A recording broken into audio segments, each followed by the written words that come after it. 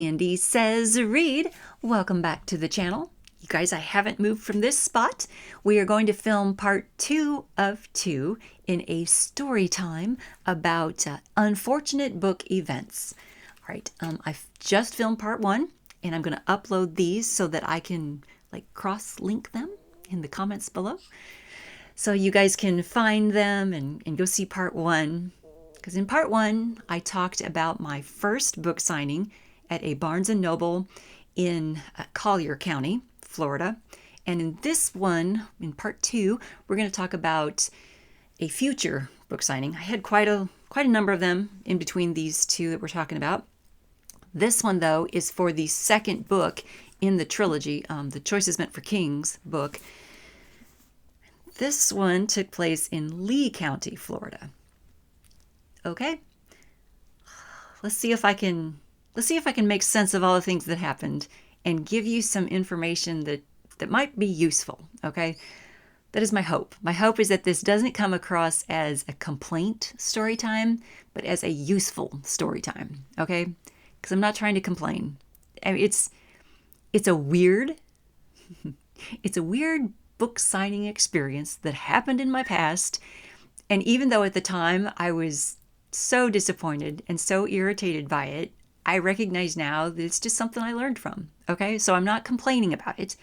I'm just sharing the information in hopes that someone out there can learn from it, not repeat the crazy that I did. Okay, let's start. Thumbs up. Thumbs up, because this is going to be a useful story for you guys. Okay, let's dive in. Oh, the birds would rather I not be doing this right now. I think that I did not placate them with enough treats, and they would like more treats. Let's see if we can get through this. Okay, so the background. The background is Archibooks Publishing released Choices Meant for Gods in 2007, Choices Meant for Kings in 2009, and then Choices Meant for All in 2015. This is not the original. You know that Archibooks Publishing had to close their doors in 2019, and then I found a new publisher in Seventh Star Press who re-released the books, the trilogy. We did some revising, we got new covers that are gorgeous and beautiful now, and re-released it in June of 2023. So Choices Meant for Kings is the book we're going to be focused on for this story time, because in 2009 I contacted the Barnes & Noble in Lee County, Florida, asking if I could have a book signing at their store for my newly released Choices Meant for Kings. And they said yes.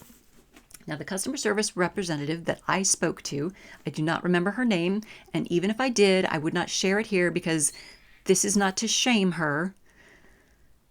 Well, I probably could, but this is not to shame her. This is just to tell you guys what happened. Okay, so I had, at that time, a hardcover book, right? The Choices Meant for Gods was in hardcover, and Choices Meant for Kings was in hardcover. These were how they were available. They were not available in paperback yet. They were available in hardcover. And I think Bob was putting them in Kindle at that time. Like, he was getting them into Kindle also. So this is how you could buy them, hardcover. And hardcovers are not cheap, right? We all know this. So I had a hardcover book, and no one knew people still don't know who I am, but no one knew who I was, right? So it was a big ask to have people come into a store in a 2-hour time block and purchase a $26, $27 book from someone they didn't know, okay? The birds agree. So I was asking this customer service rep to let me have basically a 2-hour time block in her store to sell a very expensive book. But she said yes, and I was thankful. I was glad. She asked how many copies I thought she should order, and I said 5, maximum 5, because the book is pricey. And for the first, she wanted to order the first book also, and I said maximum 5 because the market is saturated. I've already been promoting the first book and selling the first book for over 2 years now. So everyone who knows me has already bought it, But, newcomers to the store, folks coming in that day will maybe be interested in the first book. Okay, got it. 5 copies, max. So she should be ordering 10 books, right? 5 of the first, 5 of the second, 10. Easy math, right? Hold that thought. Okay, so she signs me up to do a book signing for 2 hours on a Saturday afternoon. That's awesome and great. It's summertime in Florida, so it's rainy season. I show up for my book signing, and I've done all the things that we talked about in the first video, in part one. I've gotten flyers out, I've posted stuff up on bulletin boards, I've sent emails to people I know, I've invited lots of folks to come to this book signing. It is pouring down rain. It's rainy season in Florida. It's pouring down rain when I get there. Okay? So I'm sitting in the parking lot waiting for just like a break in the rain, just like just a little reprieve so I can dart into the store and not be sopping wet when I get in there. I mean, it was pouring down rain. I get into the store and I'm drying myself off. There's already an author at the table. And I thought, well, darn, did I come at the wrong time? I didn't know there was going to be more than one author today. I mean, no problem if we're stacked up, who cares? But am I here at the wrong time? Well, no, we were there at the right time. It's just neither that man nor I knew that we were sharing that table. Surprise! So not only am I only here for 2 hours, I'm here for 2 hours sharing the time slot with another author. That's fine. I can share. I had been sharing author space with other authors down in Naples at like the Harvest, the Harvest Festival of Authors and Spring Festival of Books, those kinds of events in, other bookstores. Not a problem. I can do this. It was just a surprise to find out that, okay, I'm going to be trying to sell books alongside someone else during this 2-hour stint. Whatever. We're going to do fine. And we did. To an extent. Here comes the next twist in the story. Okay, you know how I thought we were going to have 10 books here to sell? This woman had ordered 20 copies of my first book. So I had 20 copies of this $26 hardcover sitting there in front of me. And she ordered 20 copies of my second book. So I had 20 copies of that $26 book sitting in front of me. So I had 40 books sitting in front of me to push during this 2 hours sitting at a table that I'm sharing with this other author who's also trying to push a stack of books. It was alarming, to say the least. I mean, 40 books in 2 hours. Do the math, because I can't do math. I mean, that's a lot of books to sell in a 2-hour time period. That's a lot of books.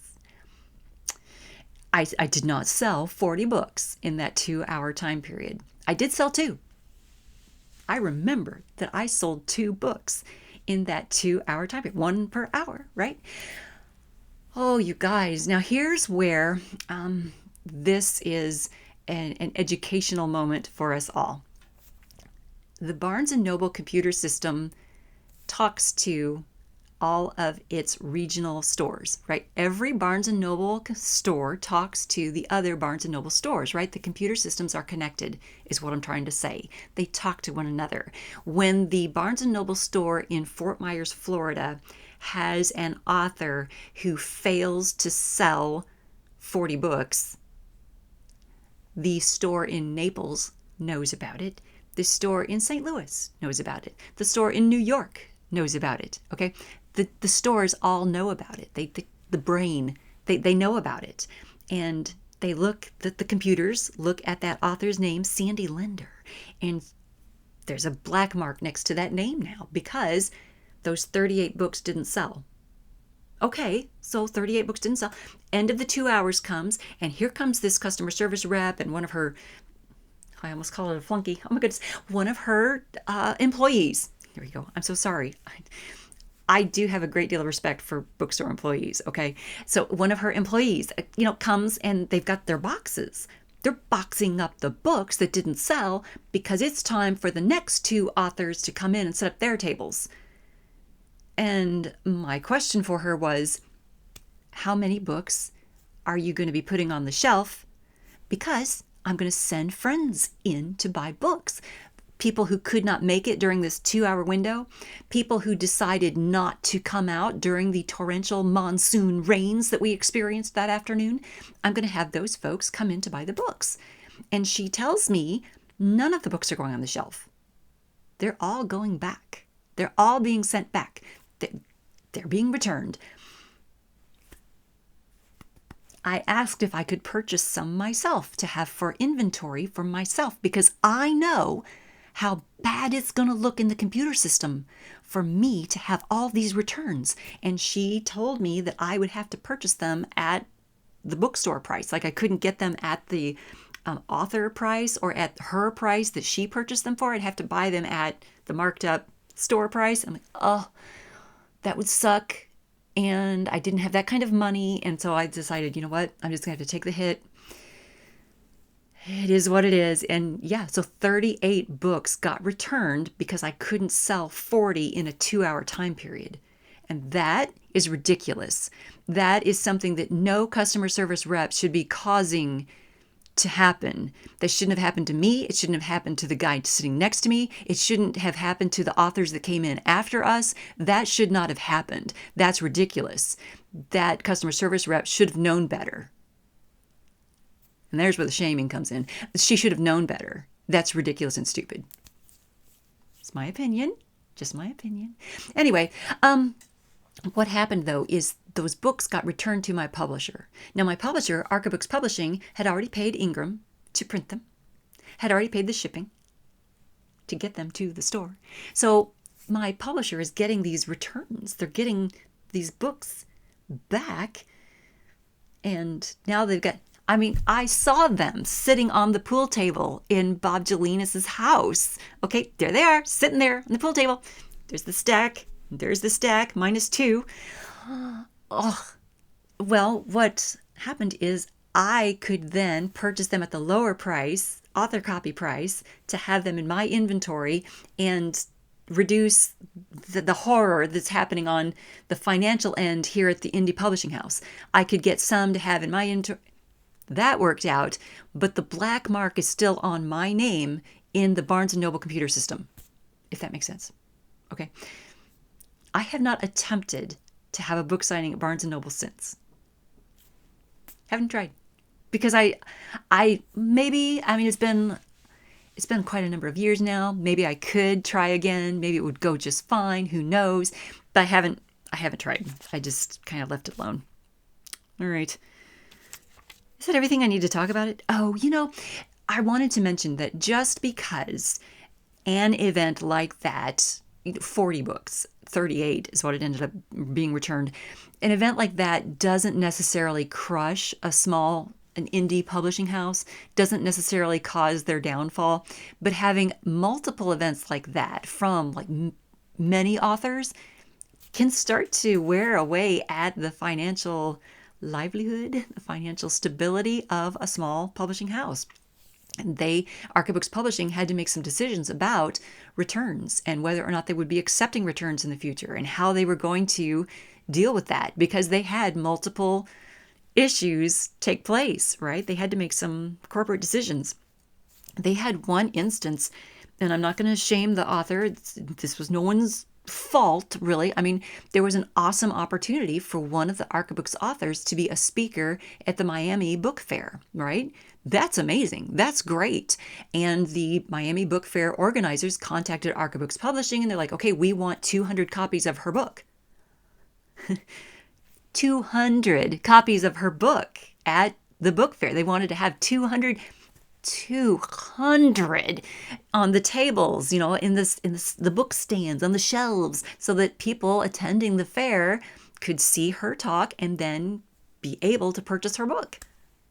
That's a lot, you guys. That's an awful lot. And the opportunity to return them had to be there as well.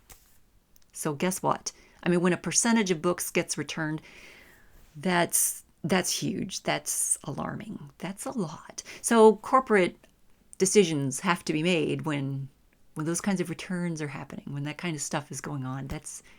That can mess up a small company. That's a lot of money. That's a lot of money. Is that everything that I needed to talk about? That's part 2 of wackiness.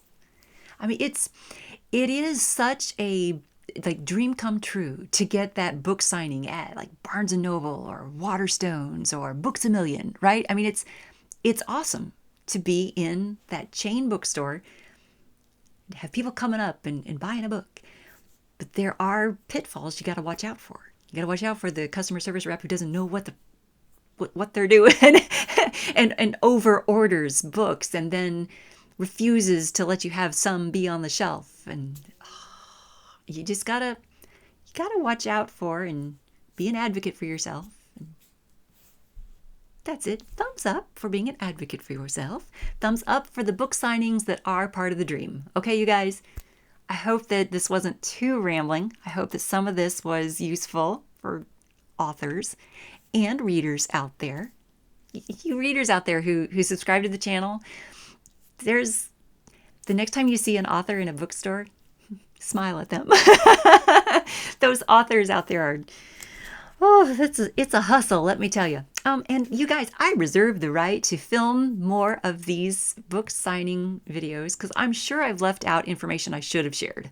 I mean, I'm sure there's more I should have written down in my notes to share with you guys because I've done a lot of just weird, quirky things in this side hustle that I should share with you guys. That, I mean, some of it may be useful to someone out there. There may be some little nugget that I haven't thought about in a while, or that I haven't realized was useful or important, that someone out there might go, oh my gosh, I should try that.